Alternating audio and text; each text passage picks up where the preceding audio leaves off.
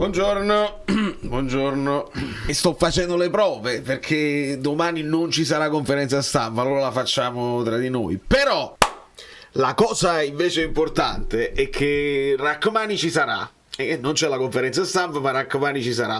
Allora dobbiamo capire se Rachmani giocherà, perché potrebbe anche non giocare. I tifosi chiedono la testa di Rachmani. Mamma mia, come stiamo diventando, come stiamo diventando esigenti. Nemmeno Rachmani va bene più. Ragazzi, facciamo una cosa. Visto che vi voglio dire oggi sotto questo video, fate voi le domande per Garcia. Facciamo questa cosa diversa senza che me la invento io, perché ci possiamo divertire domani. Io raccolgo le vostre domande per Garcia, ne risponderò io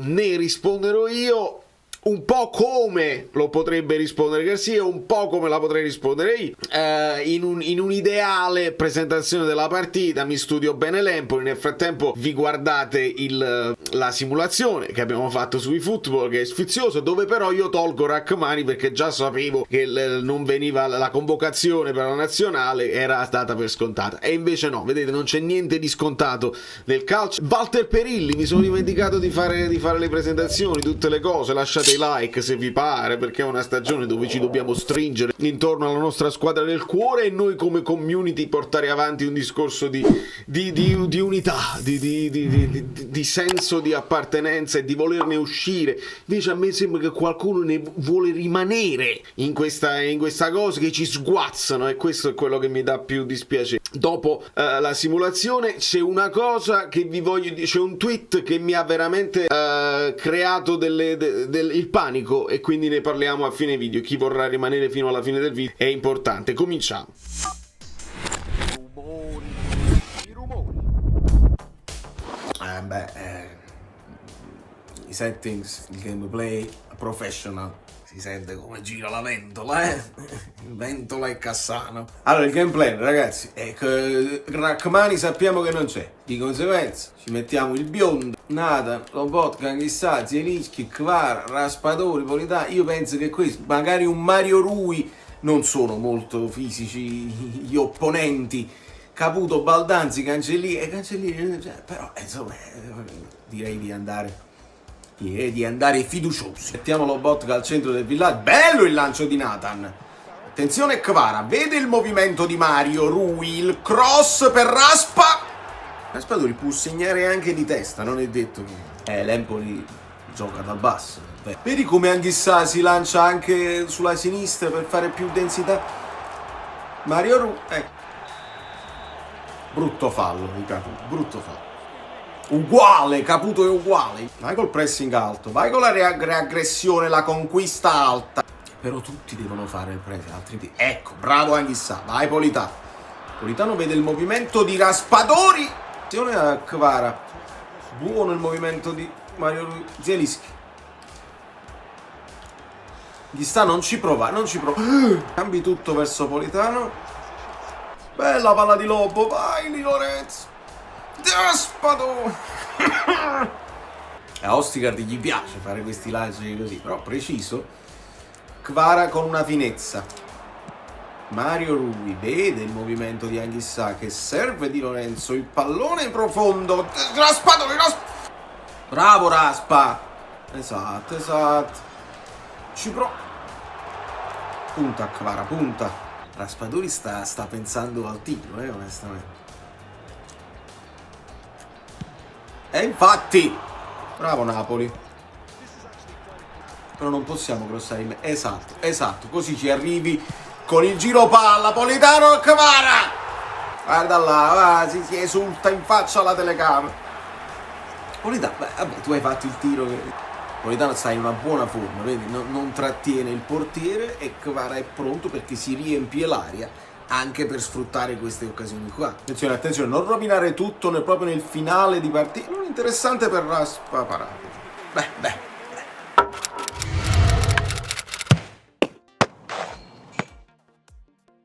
Voglio dire, è dominio totale. 7 tiri, 62% di possesso palla.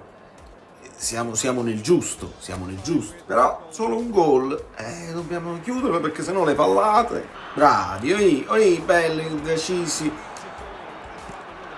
Raspadori, rompe la linea Nathan, attenzione, c'è il buco, vai Mario, bravo, rumori pazzeschi, Ocio, bravo Lobotka, che rischio, no, rovesciata di Ostica. Ragazzi, c'è il forcing dell'Empoli. No, mamma mia! Ma una voce era troppo vicino. Non si può. Rivediamo perché non ci posso credere. La tocca proprio. Incolpevole. Vai Kvara, vai, prova, tira forte. Raspa! Reagisce il Napoli. È aggressivo Kvara. È bravo Politano qua. Bravo Politano con l'assistenza. Che era difficile fare un colpo di testa. Era ben marcato. E raspa anche di sinistro. Lo sappiamo bene. Bella palla Lobo. Vai. Polita. Rigore grande come una casa. Replay. Stiamo scherzando. Cioè. Prende il pallone. Ma gli dà un calcio nello stomaco. No, non ci posso credere. Mamma mia, guarda, sparisce proprio. Pure in faccia, una roba che... Bello l'inserimento di Zielinski. Raspadori! Un po' anche... un po' selfish, un po' anche non altruista in questo caso, ma è caldo, c'ha il tiro caldo e quindi giustamente c'era l'inserimento, ma era chiuso, in realtà ha fatto bene, bravo. Vedi, io sulla partita che è un po', diciamo, tranquilla, non proprio, io lo metto Lindstrom e faccio anche riposare di loro, anche se stiamo andando verso la sosta e quindi Anghissà è esausto, di conseguenza vai con Cajuste e vediamo un pochino. Bravo Meret! Chissà con gli arbitri stranieri come sarebbe la Serie A. Bello l'intervento di Nato. Vai Mario Ru! Attenzione! Bravo Lindstrom. Cajuste sveglia! Ostigardo che non è un infingardo. Vai Cajuste! No, vai Lindstrom. Si accentra molto Lindstrom. Guarda, siamo tutti sbilanciati verso il centro. Attenzione Zielu! Ce la fai! Guarda come sta centrale Lindstrom. Guarda. Simeo, lo vede. Kvara vede il movimento di Zielu. Bravo Zielinski. Mettila bene, qua. Simeone! Se metteva questa Simeone. Entrato. Attenzione, bravo Lindstrom, mettila bene. Simeo. Beh, io mi accontento, insomma, un 3-1. Certo, il clean sheet, però, insomma, è un Napoli che ci fa stare un po' più... Andiamo alla sosta senza biscottini, perlomeno.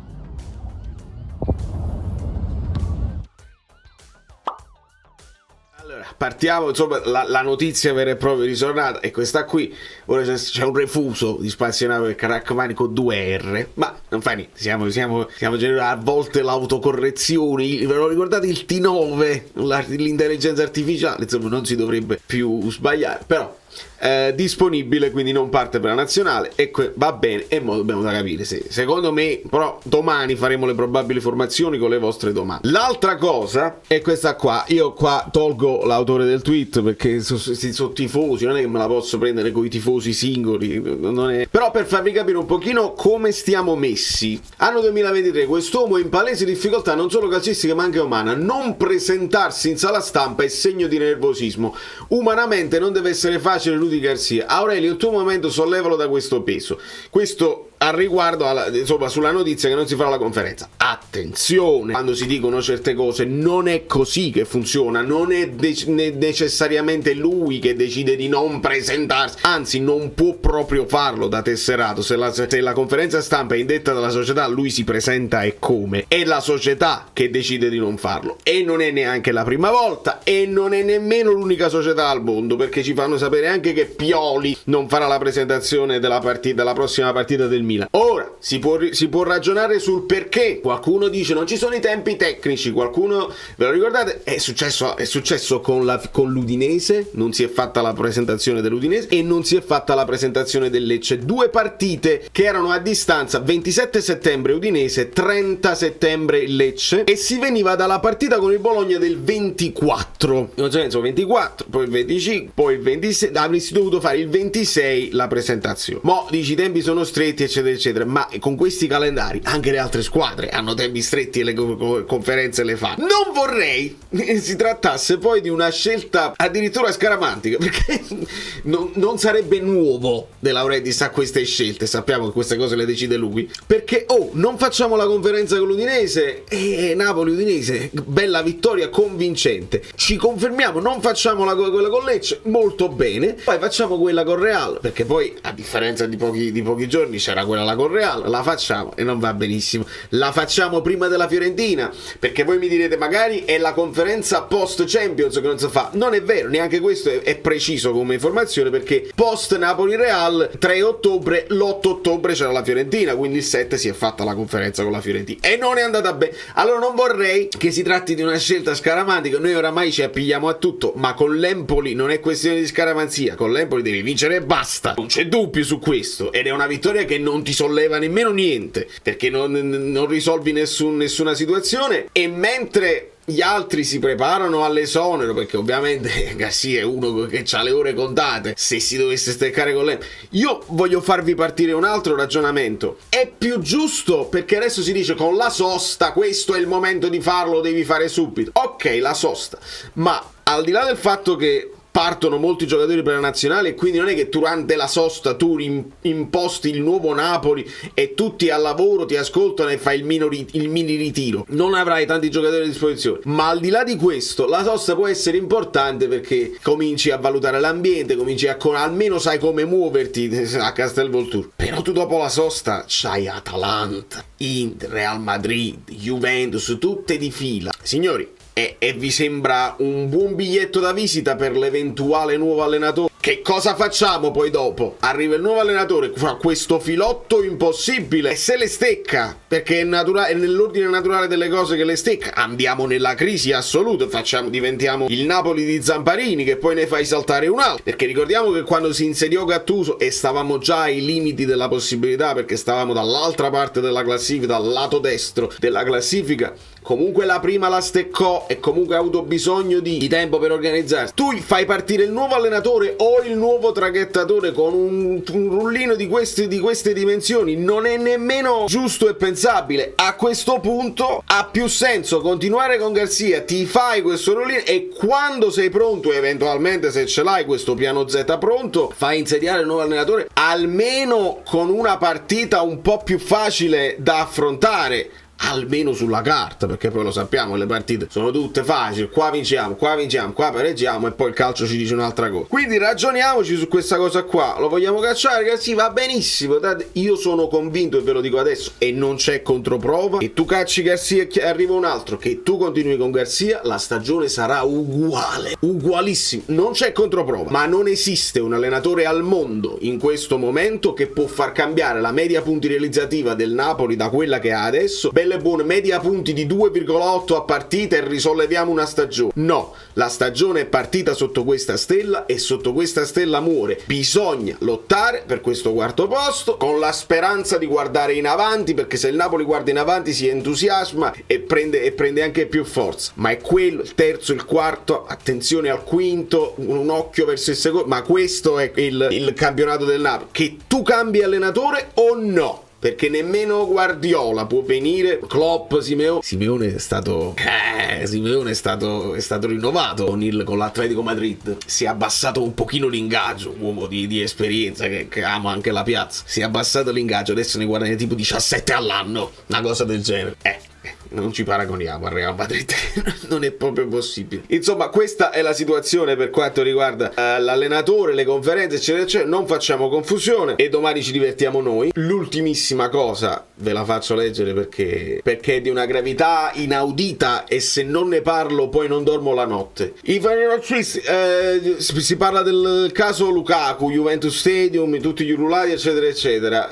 Scrive: questa è la procura di Torino che chiede l'archiviazione totale perché dice il fatto che tale condotta sia stata tenuta da una moltitudine di persone che hanno evidentemente agito influenzandosi l'uno con l'altro, non è che nonché il fatto che tale condotta non abbia perdurato per un tempo significativo e non da ultimo che sia stata posta in essere per evidenti ragioni di rivalità sportiva, tifosi della squadra avversaria, induce a ricondurre il fatto nelle maglie applicative dell'articolo 131 bis del codice penale. Cioè praticamente si chiama tenue, è un reato tenue. Il comportamento non è certo abituale, non è vero perché è abituale da parte di molti di questi tifosi, ed è dunque possibile procedere all'archiviazione per particolare tenuità del reato, del crimine. Allora, voi ci avete detto per decenni che sono 3-4 stupidi, che non bisogna parlarne e che non riguarda niente, eccetera, eccetera. Ah, sono 3-4 stupidi, non bisogna dare... Invece i 3-4 stupidi sono aumentati fino a diventare una moltitudine, e la moltitudine addirittura giustifica il fatto che vengano fatti questi ululati, perché siamo tra di noi, siamo in moltitudine, io influenzo a te, tu influenzi a me, ma che fa? Tanto siamo rivali sportivi. Ah, quindi quando aumenta, diminuisce. Quando aumenta il numero di persone che lo fa, diminuisce la gravità della cosa. Si può fare tranquillamente, tanto non sono degli abitué, e poi è durato poco, basta mezzo secondo. Gravità inaudita, non ho più parole, il multiuniverso ci ha inglobato e io leggo delle cose che non pensavo mai di poter leggere. Sono 2 o 3 stupidi, sono diventati una moltitudine, è meno grave. Ve lo dovevo dire perché ci tenevo tantissimo. Da New York, Valerio Fluido è tutto, vi abbraccio, vi bacio. Domani le vostre domande che stanno sotto qua nei commenti, le mie risposte, perché Garcia non è che è lui che non va in conferenza, è che il Napoli ha deciso di non farlo. I motivi, questi sconosciuti, magari usciranno poi in seguito.